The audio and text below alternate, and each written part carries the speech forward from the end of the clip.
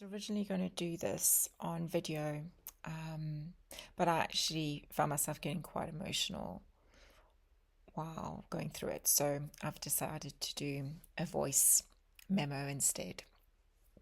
And this is about my silent struggle with pregnancy, with loss, with healing, and I guess the search for hope.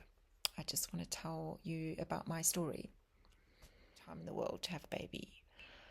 I loved the idea of motherhood, but I also knew I didn't want to rush into it too early.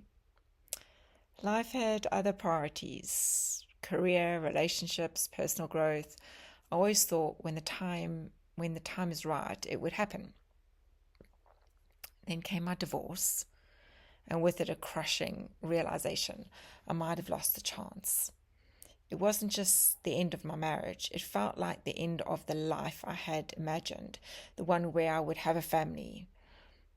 I grieved the relationship, but I also grieved the possibility of motherhood and slipping away. But life is so full of twists. I met somebody new, and in what felt like a moment of fate, I fell pregnant. It was life-changing. This tiny spark of possibility, this deep instinctive love for somebody I had not yet met. I let myself dream, imagine the future, and then at 12 weeks, everything stopped. There was no heartbeat. There was just silence. The pain was unlike anything I'd ever felt. Losing that baby felt like losing a part of myself, a version of me that I would never get to become.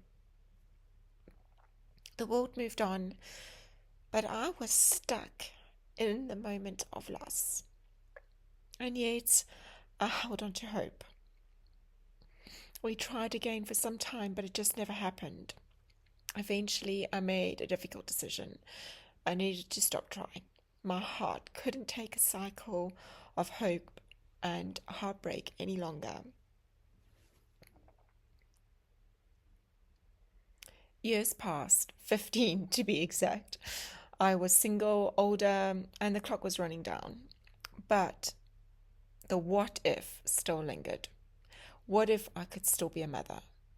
What if I just hadn't tried hard enough? So I made a bold choice. I decided to go through fertility treatment on my own. Choosing a sperm donor was surreal. Imagine swiping left or right, but instead of dating, you're choosing the potential father of your child. It wasn't quite like that, but it certainly felt that way.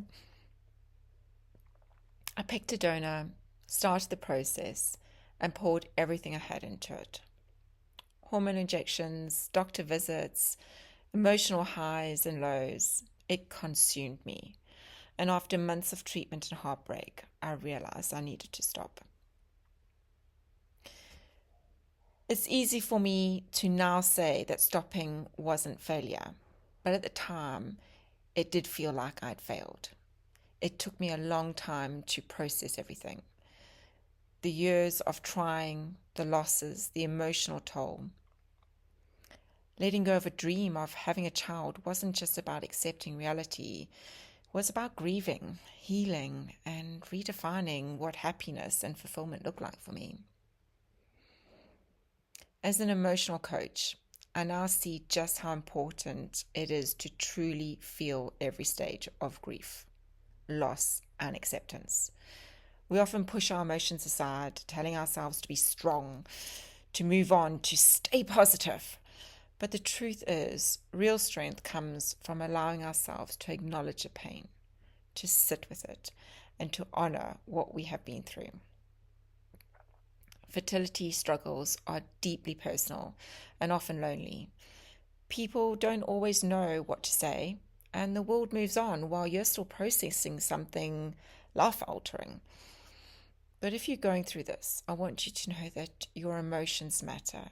Your grief is valid.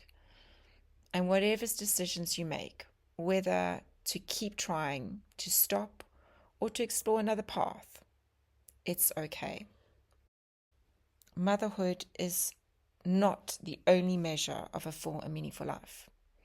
And while my journey didn't end with a baby in my arms, it did lead me to a place of understanding, acceptance, and a deep commitment to helping others navigate their own emotional journey. I just want to thank you all for reading this or for listening to this right now. And I hope this may have helped somebody that might be going through a difficult time.